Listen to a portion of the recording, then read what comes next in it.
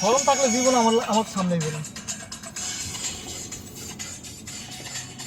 কি এই রাস্তার থেকে চলা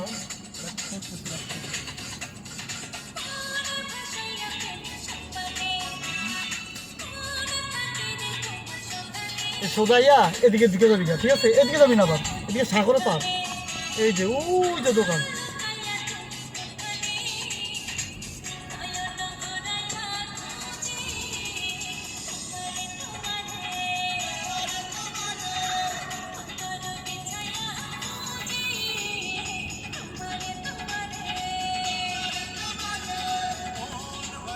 ভাই